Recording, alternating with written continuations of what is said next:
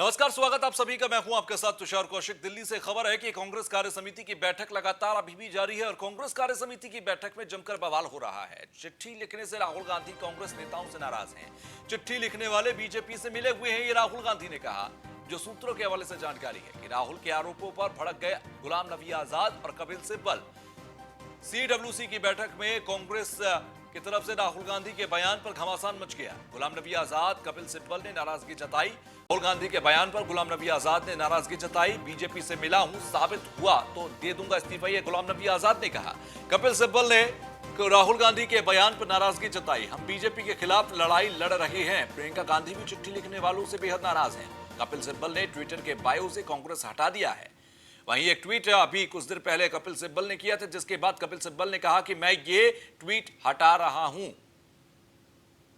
दरअसल कपिल सिब्बल ने ट्वीट करते हुए कहा कि पिछला ट्वीट जो मैंने किया था जिसमें नाराजगी जताई थी, उसको लेकर उन्होंने कहा कि मुझे ये पता लगा है राहुल गांधी ने कहा कि उन्होंने ऐसा कुछ नहीं कहा था, इसलिए इसको हटा रहा हूं। दरअसल कपिल सिब्बल ने अब अपने कांग्रेस जो वायु में उनके लिखा हुआ था, जो प्रोफाइल पर लिखा हुआ था ट्विटर की, वहां से उन्होंने कांग्रेस हटा दिया है। तो नाराजगी गुलाम नबी आजाद और कपिल सिब्बल की है। उन्होंने एक चिट्ठी लिखी थी, 23 लोगों ने यह चिट्ठी लिखी थी। कांग्रेस के वरिष्ठ नेता गुलाम नबी आजाद और कपिल सिब्बल का नाम भी उसमें है।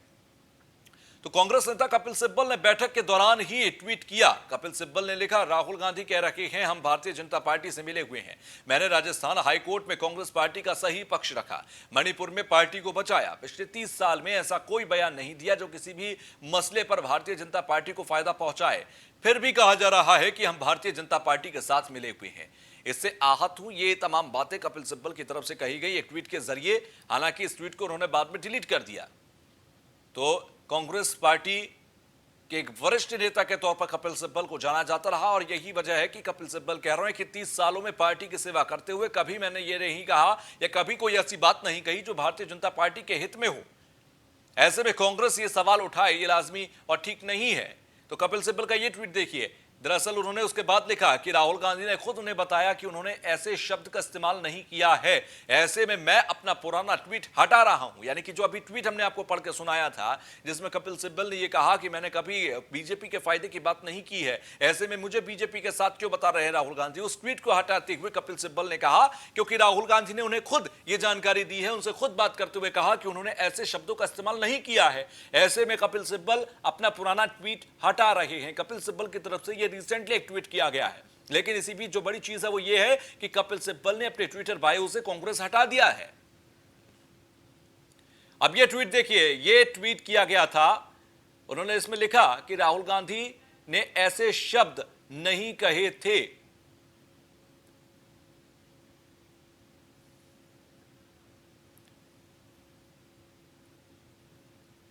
तो कपिल सिब्बल की तरफ से ये सवाल उठाए गए। इसके अलावा कई सवाल इससे पहले भी उठाए गए हैं और उठाए जाते रहे हैं।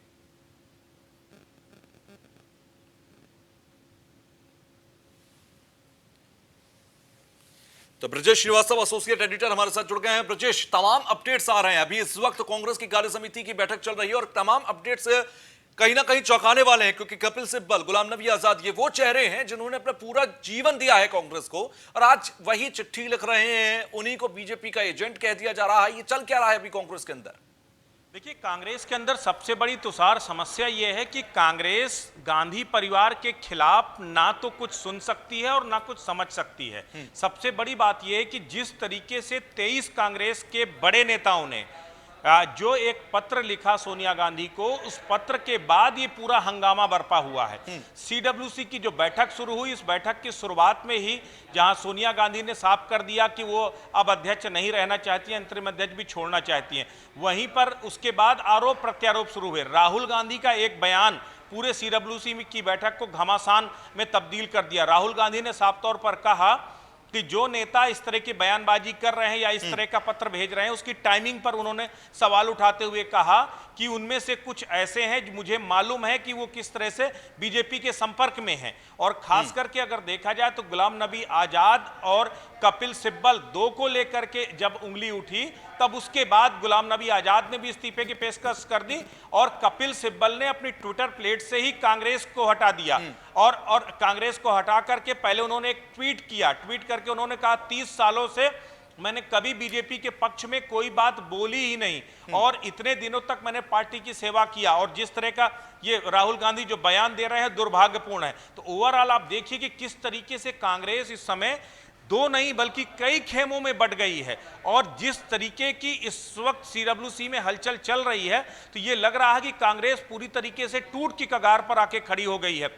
उसको मैनेज करने की कोशिश हो रही है। आनंद फानन में वो ट्वीट को डिलीट किया कपिल सिब्बल ने, उसके बाद ट्वीट को डिलीट करके उन्होंने कहा कि राहुल गांधी ने मुझे पर्सनली फोन करके बताया। ब्रजेश, यहीं पर एक पॉइंट को समझना होगा कि कपिल सिब्बल ने नाराजगी जाहिर करते हुए बैठक के अंदर बैठकर उन्होंने तुरंत एक ट्वीट किया, और उसके बाद उन्होंने ये कहा उसी बैठक के चलते दौरान कि राहुल गांधी ने मुझसे बात की है। यानी कि कपिल सिब्बल का ट्वीट हलचल पैदा कर गया था, और उस ट्वीट के हलचल पैदा करने के बाद राहुल गांधी ने खुद एक्शन लिया, खुद उन्होंने बात की और इस चीज को मैनेज किया तुरंत। यानी कि हलचल कपिल सिब्बल, गुलाम नबी आजाद के दोनों तरफा है। यानी कि अगर वो नाराजगी जाहिर कर रहे हैं तब भी, और अगर कांग्रेस का साथ छोड़ रहे हैं तब भी।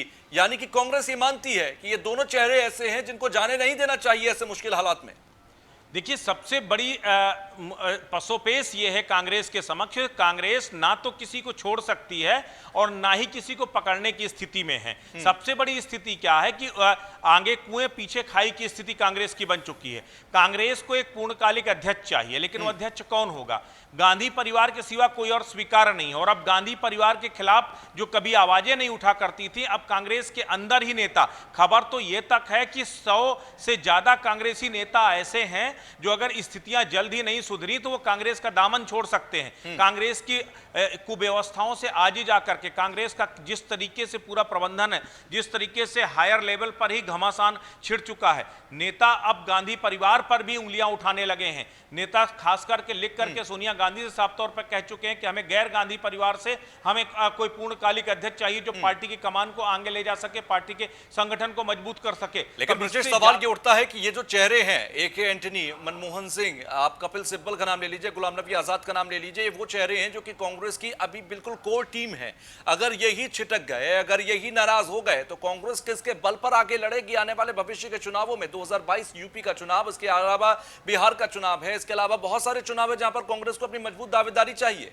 लेकिन तुषार, सबसे बड़ी बात यह भी है कि अब ये वही चेहरे हैं जिन्होंने सबसे ज्यादा कांग्रेस का बेड़ा गर्क किया है। अगर कपिल सिब्बल के तमाम बयान ऐसे हैं जिन बयानों के बाद कांग्रेस लगातार रसातल पर जाती रही। गुलाम नबी आजाद को हर बार, चाहे वो नेता प्रतिपक्ष के तौर पर रहा हो या फिर कश्मीर के प्रभारी के तौर पर रहा हो, वो तमाम बड़ी उत्तर प्रदेश के प्रभारी के तौर पर रहा हो, तमाम बड़ी बड़ी जिम्मेदारियां गुलाम नबी आजाद को दी गई। आपने कश्मीर का जिक्र किया ब्रजेश, कश्मीर के रेफरेंस में भी समझना चाहिए, क्योंकि गुलाम नबी आजाद एक ऐसा चेहरा है जो कि कश्मीर के अंदर कांग्रेस के लिए एक बड़ा चेहरा है, एक बड़ा नाम है, जिसके बल पर, क्योंकि आने वाले समय में भी जम्मू कश्मीर को साधना होगा कांग्रेस को, और वहां पर अगर गुलाम नबी आजाद की नाराजगी है कांग्रेस की कोर टीम से, और कोर टीम की तरफ से बीजेपी का एजेंट अगर कहा जाने लगे, बीजेपी के संपर्क में आने की बात कही जाने लगे, तो क्या इसको आप जम्मू कश्मीर के परिप्रेक्ष्य में देखेंगे चुनावों के नजर से? देखिए, सबसे बड़ी बात यह है कि ये बेहद ही एक तरह से भयावह स्थिति कांग्रेस में बन चुकी है कि अगर इतने सालों बाद गुलाम नबी आजाद के ऊपर खुद राहुल गांधी की तरफ से अगर ये बात उठती है कि वो बीजेपी के संपर्क में है, तब आप समझिए कि आखिर स्थिति क्या है कांग्रेस के अंदर। यानी गुलाम नबी आजाद जो इस वक्त कांग्रेस का सबसे महत्वपूर्ण चेहरों में से एक हैं। कपिल सिब्बल की बात करें तो कपिल सिब्बल 3 दशकों से कांग्रेस की बैकबोन बने हुए हैं। अगर इन सब पर शंका जताई जा रही, जिस तरीके से संजय निरुपम ने, अब आपको याद होगा कि संजय निरुपम राहुल गांधी की कोर टीम के हिस्से माने जाते थे। जब तक राहुल गांधी पावर में थे तब तक संजय निरुपम महाराष्ट्र के अध्यक्ष भी थे और तमाम हाई प्रोफाइल शख्सियत में थे।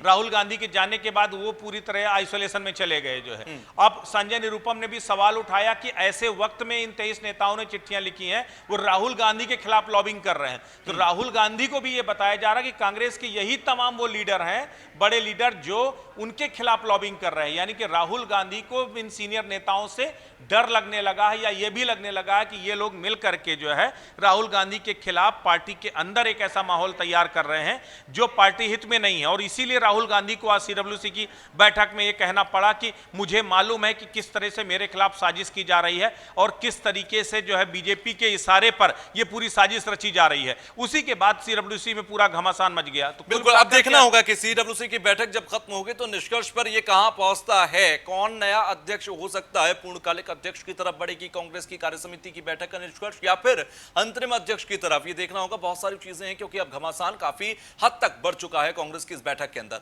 हम इस खबर पर लगातार बने रहेंगे, तमाम अपडेट देते रहेंगे। ब्रजेश, आपका फिलहाल के लिए शुक्रिया। लेकिन इसी बीच आपको बहुत जानकारी दे दें कि चीन को सीडीएस बिपिन रावत ने कड़ा संदेश दिया है। चीन से एलएसी विवाद पर बोले सीडीएस बिपिन रावत, बातचीत फेल होने पर सैन्य विकल्पों पर विचार करेंगे। राजनयिक स्तर पर बातचीत विफल होने पर विचार होगा। लद्दाख के अंदर चीनी सेना के लिए बदलाव पर बोले और बदलाव किए गए, इस पर बोले सीडीएस। एलएसी में सुलझाने के लिए कई बार हो चुकी है सैन्य वार्ता, अभी भी पेंगोंग के इलाके में चीन डटा हुआ है। फिंगर 5 से पीछे जाने के लिए तैयार नहीं है चीन। और फिंगर 5 ये वो जगह है जहां पर दोनों ही देशों की जो सेनाएं होती हैं वो वहां नहीं रहती, सिर्फ पेट्रोलिंग करके वापस जाती हैं। ऐसे में अभी चीन के वहां पर मौजूदगी और लगातार वहां पर उसकी बने स्थायी तौर पर बने रहना, ये लगातार सवाल खड़े करता है। और यही सीडीएस की तरफ से कहा गया कि ये जो चीन की हरकत है ये कहीं ना कहीं तनाव अभी भी लगातार पैदा किए हुए है। तो पेंगोंग के फिंगर 5 पर अभी भी चीन जो है वो तैनात है और बातचीत फेल होने पर सैन्य विकल्पों पर विचार करेंगे। यह सीडीएस की तरफ से कहा गया कि अगर बातचीत के जरिए रास्ते नहीं सुलझ रहे हैं तो फिर सैन्य विकल्पों पर विचार होगा और आगे की कार्रवाई की जाएगी। लद्दाख में चीनी सेना के लिए बदलाव पर बोले सीडीएस। तो एलएसी विवाद सुलझाने के लिए कई बार सैन्य वार्ता हो चुकी है, कई बार बातचीत हो चुकी है, कई बार समझौता हो चुका है, कई बार इस बात पर सहमति बन चुकी है कि पीछे हटेंगे। हमारे पॉलिटिकल एडिटर संजय सिंह हमारे साथ जुड़ गए हैं। संजय जी, कई बार की बातचीत हो चुकी है चीन के साथ कि फिंगर 5 से पीछे हटे, दूसरा गलवान घाटी से पीछे हटे, गलवान से तो फिर भी पीछे हटे, लेकिन फिंगर 5 की पोस्ट को खाली करने के लिए चीन तैयार नहीं है। क्या अब सैन्य कार्रवाई की जरूरत पड़ेगी? बिल्कुल, भारत सरकार को जो सैन्य दल जो है भारत का, और जो नेवी है, जो एयरफोर्स है, जो आर्मी है, उनके जो टॉप ब्रास हैं और जो रिटायर्ड ब्रास हैं, उन्होंने ये साफ साफ बोला हुआ है कि इस बार आमने सामने की बात हो जानी चाहिए, क्योंकि अगर हम इस बार पीछे हटे तो बहुत मुश्किल हो जाएगा। क्योंकि इतना अग्रेशन दिखाने के बाद अगर भारत पीछे हटेगा तो फिर ये होगा कि साहब ये बस इन्होंने बंदर घुड़की दी थी। तो इस बार आमने सामने की लड़ाई हो जाना ही बेहतर होगा, क्योंकि चाइना हमेशा यही करता रहा है कि 10 कदम आगे जाकर के 2 कदम पीछे हटना और 8 कदम पर कब्जा कर लेना। तो इस बार नहीं होगा। इस बार सरकार के मंसूबे साफ हैं, सरकार की नीयत साफ है। सरकार ने साफ कड़े लहजों में चेतावनी दे दी है और बार बार चेतावनी दी है, बार बार कई स्तर पे दी गई है, चाहे प्रधानमंत्री के लेवल पर दी गई हो, चाहे आर्मी चीफ के लेवल पर दी गई हो, या फिर अभी ताजा तरीन जो मामला है सीडीएस की तरफ से दी गई हो। तो ये स्पष्ट है कि भारत सरकार अब वो सरकार नहीं है। 1962 के बाद लगातार कांग्रेस की सरकार जिस तरीके से, संजय जी अगर देखें गलवान घाटी को लेकर चीन का यह विवाद था कि गलवान घाटी किसकी है, इस पर वो अपना विवाद करता रहा। यही वजह थी कि गलवान घाटी में उसने अपना डेरा डाला। अब फिंगर 5 की पोस्ट की बात करें, जितनी मुझे जानकारी है कि फिंगर 5 एक ऐसी जगह है जहां पर किसी भी सेना को रुकने की इजाजत नहीं होती, वहां पर पेट्रोलिंग करके वापस जाना होता है। ये जो कब्जा है चीन की तरफ से, इस कब्जे को क्या खाली नहीं करना चाहता और वो फिंगर 5 से और आगे आना चाहता है?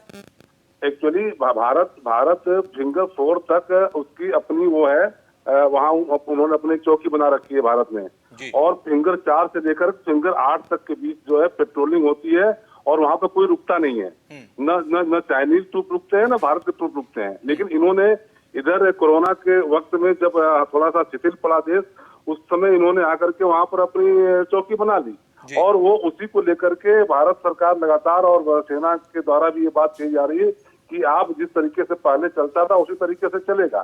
फरवरी के पहले तक जो स्थिति थी वही स्थिति रहेगी। लेकिन ये फिंगर 5 पर बैठ करके एक तरीके से स्ट्रेटेजिक लिहाज से बहुत ही बेहतर जगह है, और जो आदमी वहां बैठेगा, जो सेना वहां बैठेगी, उसके लिए फायदेमंद होगा। इसीलिए वो वहां पर फिंगर 5 से हटने को तैयार नहीं है। लेकिन मुझे लगता है कि भारत सरकार इस मूड में है कि अगर सैन्य ताकत को अप्लाई करने की जरूरत पड़े तो भारत सरकार करेगी। ठीक है, चलिए बहुत बहुत शुक्रिया हमसे जुड़ने के लिए।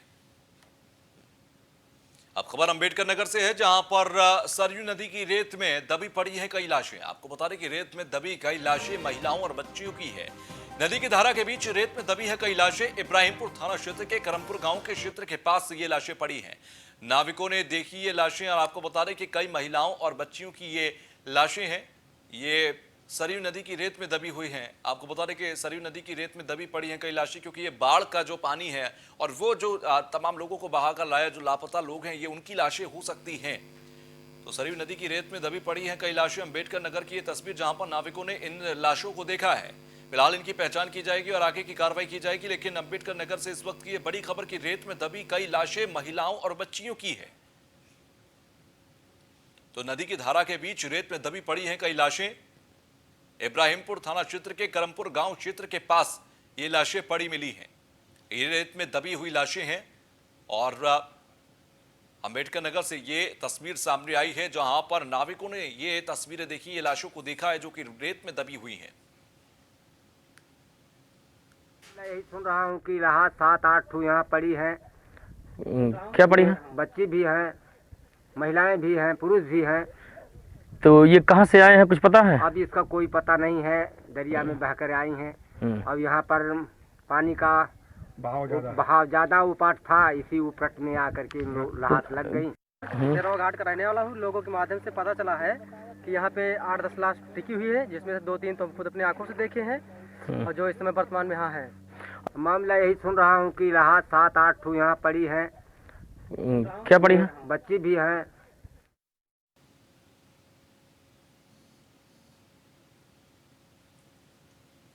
तो सरयू नदी की रेत पर ये दबी पड़ी हैं कई लाशें। रेत में दबी हुई लाशों की फिलहाल पहचान की जाएगी और जिस तरीके के संकेत और ये खबर चलने के बाद हरकत में जब पुलिस आएगी तो इन सभी की पहचान की जाना जरूरी होगी।